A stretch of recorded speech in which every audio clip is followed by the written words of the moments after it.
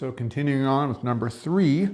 Number 3 involves the factory's energy costs. They are $1,500 for the month of January, decreasing at 1.7% per month for the next 6 months. They asked us for the costs for March.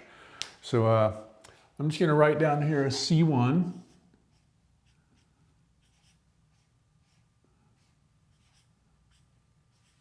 $1,500. Using 1 for the first month, they're going to ask for March. March will be C3. So they want us to find C3. So I'm going to copy that down here and say C3 equals and put a question mark with it. It's kind of what they're asking for. I am going to recommend that you don't let most of your students get away with what I'm going to do right now. I'm going to erase the dollar sign because I don't want to carry a dollar sign through every calculation. Students have a tendency to not care about units. We care about them. Everything in this is in dollars. So we won't have a unit issue. I'm just going to go ahead and get rid of it. We know we are doing dollars. Don't let your students do that.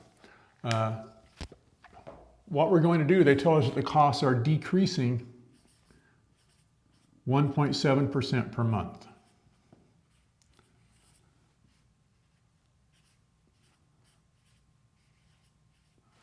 And just like the other one, the question or two ago, we start off with a base value of 100%.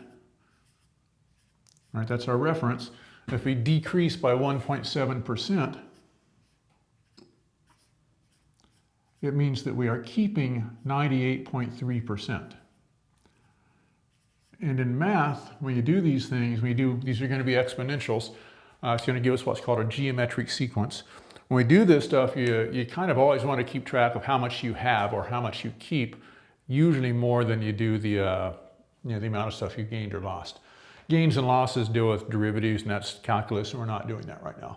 So we're going to keep 98.3%, just like before. There's 98.3. Per means divide, so there's per. Here's cent. So 0.983. We're going to use this in its decimal equivalent of 0.983, and that's the proportion of the initial that we keep, for the next month. So when we do this, when they say you keep 98.3% of, a percent of means we're going to multiply 0.983 by each month to get the amount in the next month. Half of is 1/2 multiplied by the quantity type thing. Proportions of is always a multiplication. So we're going to take, for the second month, we're going to take the amount we had in the first month and multiply it by 0.983.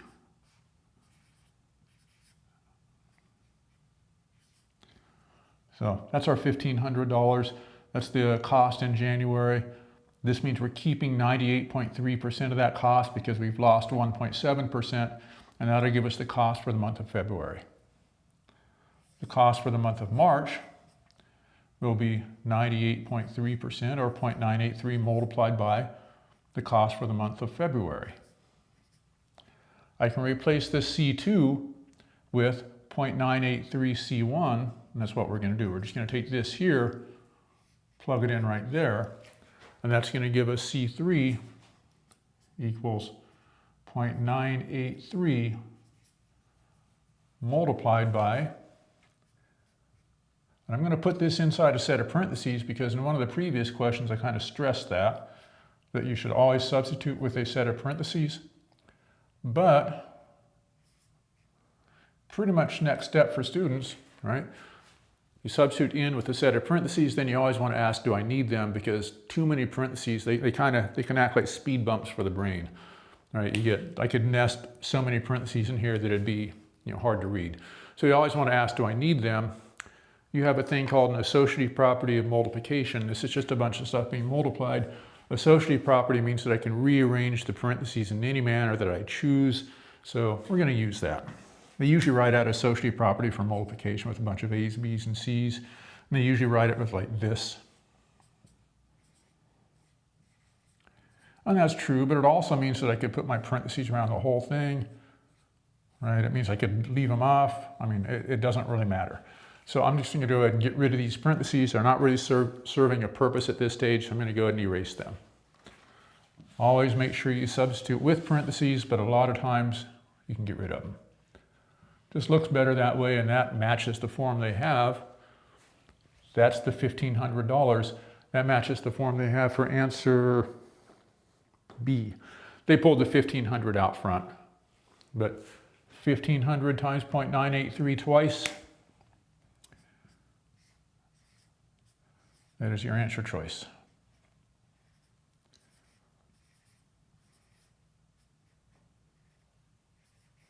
I'm going to go one step further on this.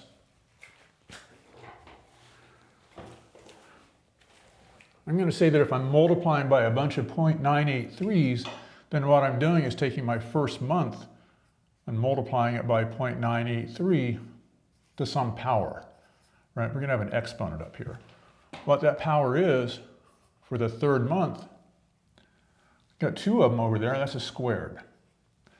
If this were a general n, for this question we can't get larger than 6, but in general terms, if we didn't have that constraint on us, if I'm going from the first thing to the nth thing, I've done that n minus 1 times. You can kind of see that this will match a formula that a lot of you may be familiar with. That formula for a geometric sequence, a sub n equals a sub 1 multiplied by r to the n minus 1 power. That's what we have. We have the nth term of a geometric sequence. Anyway, that was answer choice, whichever it was. Answer choice B. That's question number 3.